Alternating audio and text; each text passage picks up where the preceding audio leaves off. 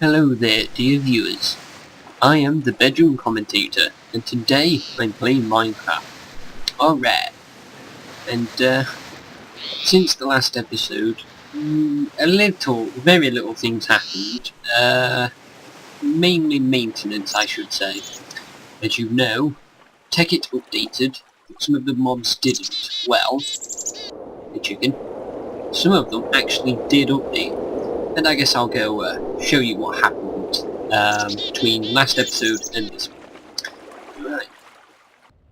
Alright, so we're back home, and you noticed the stone the stone bricks look slightly different.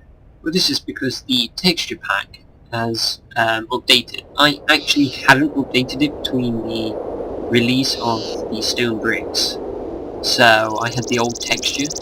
But here's the new one, as you can see. Very nice. So that's that. But also, if you look in here, all those missing sort of spots are gone.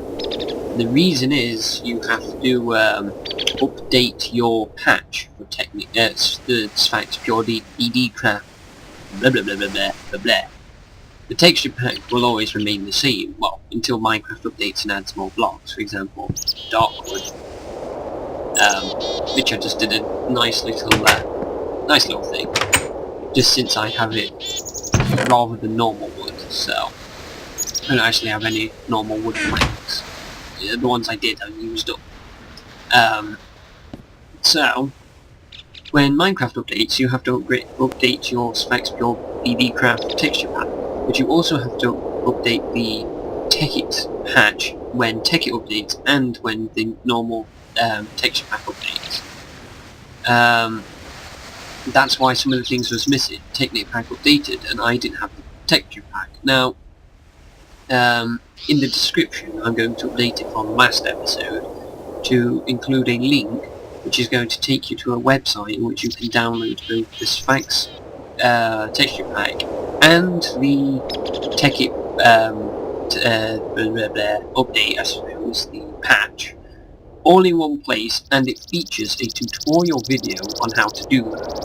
So that's very nice. You know, it's just something there. You guys will be told exactly how to do it if you're unsure. You are given both texture packs, and so there's really no work there. I'll include that in the description of this video. By the way, it's either 64 by 64 or 128 by 128 for Tekkit, whereas Sphax you can have many other options. I recommend going for, obviously go for 64 by 64 or 128 by 128. Obviously pick one of those two. I recommend 64 by 64. I'm on 128 by 128 and my game's running fine. But it will slow your computer down because it's like twice as much detail, basically.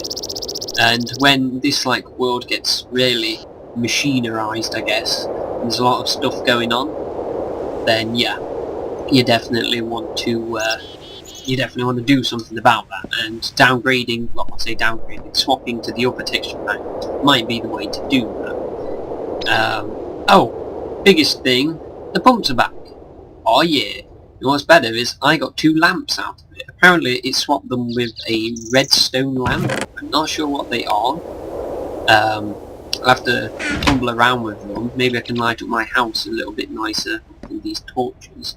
I do want to add a second floor, but at the same time I don't with the look of it. I mean, the roof looks a bit bad, I guess. For a second floor, I don't know, it'll look too vertical. I guess it needs to be wider for me to do that. Maybe I'll add more rooms on in the future. I just don't want to destroy this this world I'm in, because it just looks too nice. That's why I like the suggestion of building underground for space reasons. So yeah, that's very good. We got our pumps working. For this episode, I wanted to build a wireless transmitter and a wireless receiver in our machine room, which I can flick a switch, and I'll turn on the pumps instantly. But you need obsidian for that, and I still haven't found diamonds. Which brings me on to my next 2 points, what happened between. At the end of the last episode, I said I was going to dig a mine shaft, and I have done that, and I found a massive cave. So I dug a mine shaft, a diamond layer, found a massive cave, a diamond layer, but still have found no diamonds. And I was a bit worried that they don't exist, but I do type in diamonds and they're there.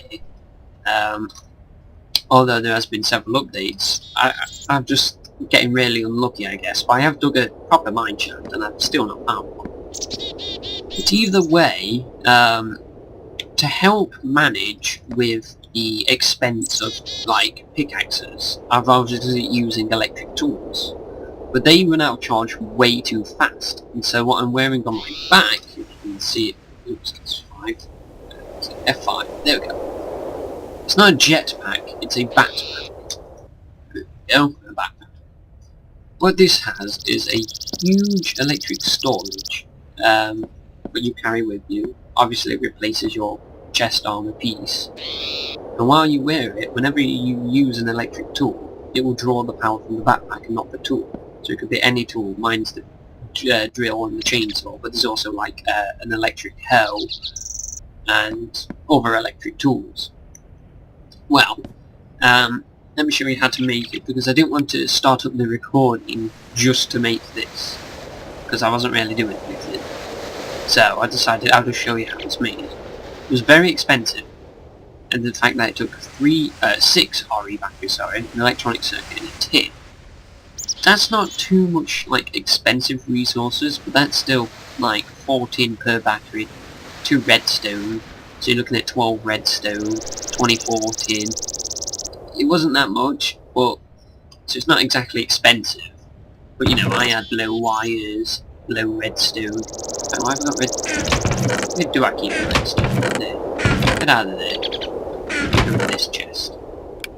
Oh, but I did find a crap ton of iron. 2 stacks and 24, 2 stacks and 27, a stack and 28 gold. Obviously these bars were the macerated versions.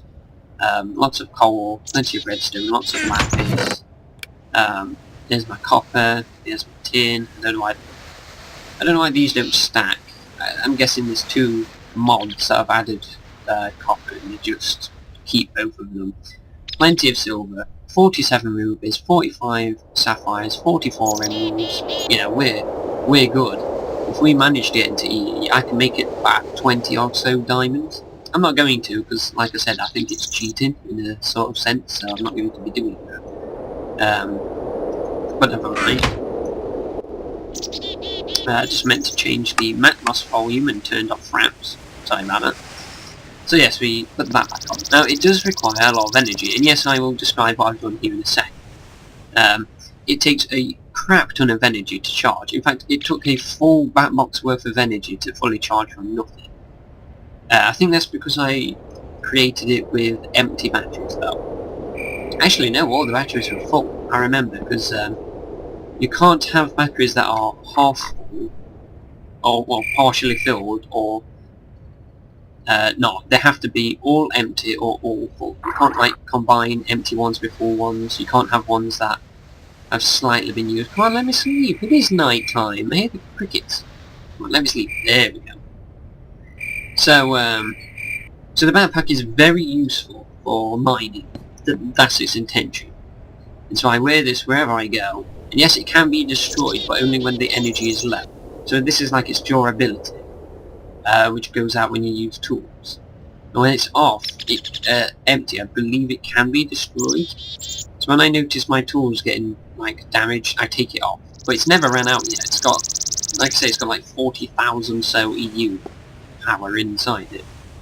I guess I should explain what's going on here. So, I was working on a basement since Lego Boy, aka 123, suggested that I should put my machines in the basement. And I said, well, yeah, I kinda do, but I don't want, like, my furnaces down there. You know, I want my things I'm going to be using commonly easy to access. I was thinking of putting stairs and having this, like, a big room. But then I thought, what I'll do instead is have, like, machinery, sort of factory style things going on down here, like automatic crafting tables and stuff. And what will happen is, for example, there'll be a macerator, there'll be like, ores will come down from a chest, like, say that my ores chest, they come in, like, ore underground, I guess, into the macerator. That gets pumped out, well, the dust gets pumped out into a furnace. That gets made into bars, and that pumps up into another ore chest. I'll probably do it over here, so they can come down, get macerated, then go back up. And so I can have an automatic ore grinding, smelting place, you know. I just put my ores in, and I get the dust and stuff out. I don't need this lip here now anymore, either. I'll have to fill that in. That's the plan for this. I didn't want the machines down here, but machinery, like a nuclear reactor, any automatic stuff. Things I'd use piping and stuff for. That's what my plan was for this. I don't know how successful that would be. But I decided, well, my macerator is up here. In fact, it was these two here. The wire, if you remember, the back box was here. The wire came out, went up and went across. Well, I couldn't pump things out of it because the wire was in the way. And that's what my plan is for this. I want to have the pumps, like, working from underneath so I don't have to see them. And that's why these are separated by the corner. I purposely did that so that the pump can come out from both. And then, sorry I keep walking up and down the ladder. Then the wire will come from here, sorry, the pump will come from here and here. And maybe converge to one there and then come down. Go into and then I think another electric furnace. I don't know, because here's my electric furnaces underneath. If I pipe it underneath, I believe it goes to this slot here, like that. I can't do that, you know what I mean. I think it does. Like, stick it here. It might not. It might not do anything. We want it to go here, obviously, but then I won't be able to pump it out. So, I might make more electric furnaces down here, and then they'll pipe out from the dust will come down, go into the electric furnaces, come back out, and then go into a chest, an ores chest, which will probably be that one up there. The second reason I decided to move it is this wire can reach still, by the way. So, basically, as long as it was in a sort of zone of this area, it would work. And where it was before, if you remember, was just there where that wire is. So every time I wanted to charge something, I'd stand here, open the hatch, and like just click there to get it. That was very useful. Here is very easy to access. I mean, I can access it from just about anywhere. The other benefit, obviously, is that the wire from above doesn't have to travel as far, and so I think I'm saving at least 1 EU, which, by the way, I have created 3 additional solar panels. I did this after the hydropower plant went down.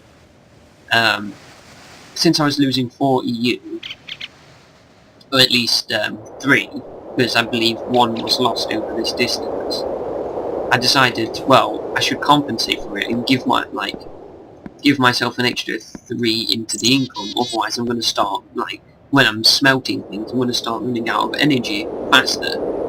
So I crafted 3 more of these. That was very expensive yet again. It's expensive because I have limited resources, you know, copper cables. So I've got rubber, but my rubber supplies are limited. There's a rubber tree over there, but I don't think it has rubber on it, so I might as well just cut it down and try and get saplings. I believe I can see 2 over there, but they're very scarce, it seems. I'm going to have to make a rubber tree farm, like, on that hill or something.